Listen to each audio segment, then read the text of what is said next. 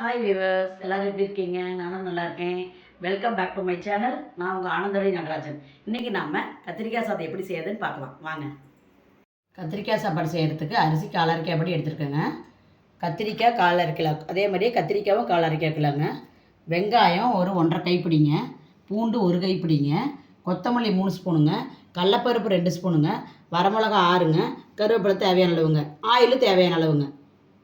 இப்போ நம்ம அதுக்காக கடலப்பருப்பு, கொத்தமல்லி, இந்த வரமிளகா 3ஐயும் நல்லா வறுத்து மிக்சியில் போட்டு பொடி பண்ணி வச்சுக்கலாங்க. இப்போ நம்ம சாப்பாடு செய்யறதுக்கு குக்கர் அடுப்பில் வச்சுக்கலாங்க. குக்கர் காயிடுங்க. குக்கர் காஞ்சிருச்சுங்க. இப்போ நம்ம எண்ணெய் ஊற்றிக்கலாங்க. தேவையான அளவு எண்ணெய், உங்களுக்கு கொஞ்சம் கம்மியாக வேணாலும் ஊற்றிக்குங்க. கடுகு போட்டுக்கலாங்க. கடுகு பொரிஞ்சிருச்சுங்க. உளுந்து போட்டுக்கலாங்க. நல்லா உளுந்து செவக்கட்டுங்க. பொரிஞ்சு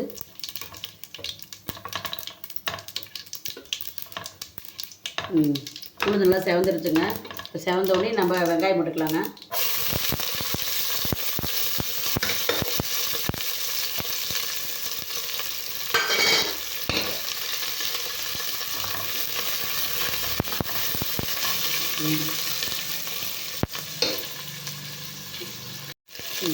இப்போ பூண்டையும் போட்டுக்கலாங்க.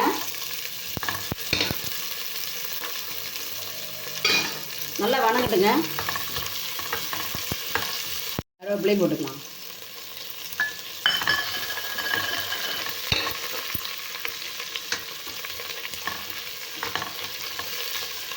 வெங்காயம் பூண்டு நல்லா வணங்கிட்டு இருக்குதுங்க. அப்படியே கொஞ்ச நேரம் சிம்மில் வச்சு நல்லா வணங்கட்டுங்க. சிம்மில் வச்சு நல்லா வணக்கிடணும். பூண்டு நல்லா வணங்கணும்.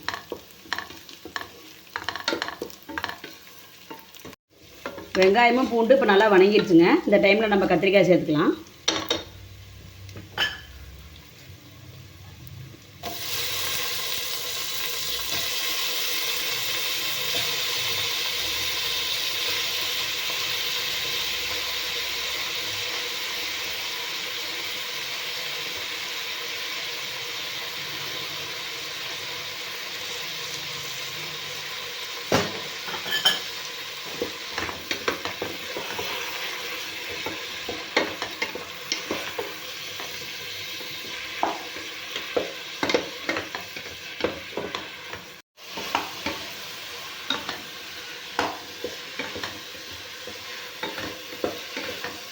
தேவையான உப்பு சேர்த்துக்கலாங்க.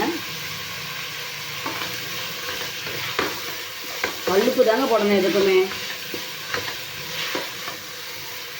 நல்லா வணங்கிட்டு இருக்குங்க. மஞ்சத்தூள் சேர்த்து நம்ம கத்திரிக்காய் வணக்கிட்டு இருக்கோம். மஞ்சத்தூள் ஒரு 1/4 ஸ்பூன் போட்டுங்க. கத்திரிக்காய் வணங்கிடுச்சுங்க. இந்த ஸ்டேஜில் நம்ம அரிசி போட்டுக்கலாங்க.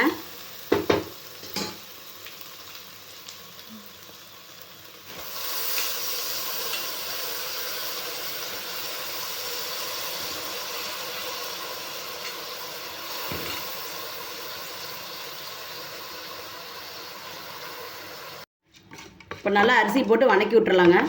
கொஞ்சம் நேரம் அப்படியே வணக்கி விட்டு தண்ணி சேர்த்து பவுடர் எடுத்து கொட்டிக்கலாங்க. பவுட்ரு முதலே போட்டு ஏன் வணக்கலைன்னா பவுட்ரு போட்டால் ரொம்ப அடி பிடிச்சிக்குங்க, போய் குக்கர்லேயே இலை ஒட்டிக்கும். அதனால் கடைசியாக பவுடரை போட்டு நாம் சவுண்ட் விட்டுக்கலாம்.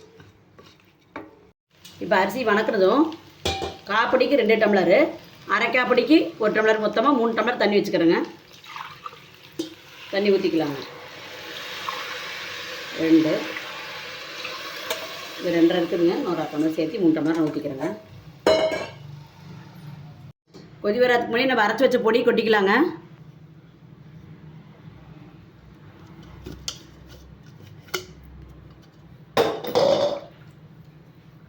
போட்டு நல்லா பொடி கிளறி, அப்பா கமன் வாசம் அடிக்குதுங்க.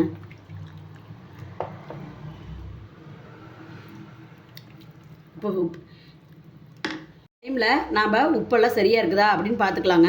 பார்த்துட்டு பத்தலைன்னா போட்டுக்குங்க, இல்லைன்னா விட்டுருங்க. எனக்கு கொஞ்சம் பத்தலைங்க, நான் போட்டுக்கிறேன்.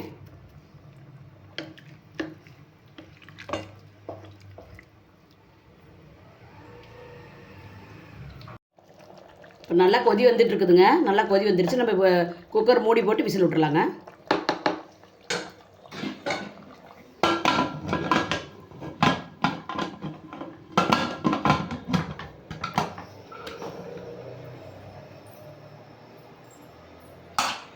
விசில் வரட்டுங்க.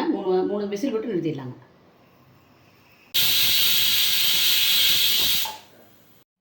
இப்போ வெயிட் போயிடுச்சுங்க, விசில் போயிடுச்சுங்க, எடுத்துக்கலாம்.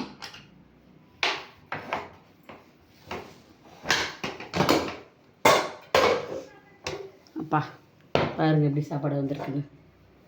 செம்ம வாசங்க அப்படியே செம்ம பாருங்கள். அடி பிடிக்காமல் செம்மையாக சாப்பாடு அழகாக வந்துருச்சு. நம்ம பொடி முதல்லையே போட்டிருந்தோம்னா நல்லா அடி பிடிச்சிக்குங்க. அதனால் கடைசியாக பொடி போட்டு நல்லா ஒரு கொதி விட்டு அப்புறமேட்டு மூடி வச்சுருங்க. நம்ம சாப்பிட்டு பார்க்கலாங்க. கத்திரிக்காய் சாப்பாடு ரெடிங்க. சாப்பிட்டு பார்த்துடலாங்க. இப்படி எடுத்து நல்லா வச்சு சாப்பிடும்போது அருமையாக இருக்குங்க. இதே மாதிரியே நீங்கள் உங்கள் வீட்டில் செஞ்சு பார்த்துட்டு எனக்கு கமெண்ட் பண்ணுங்கள். தேங்க்யூ.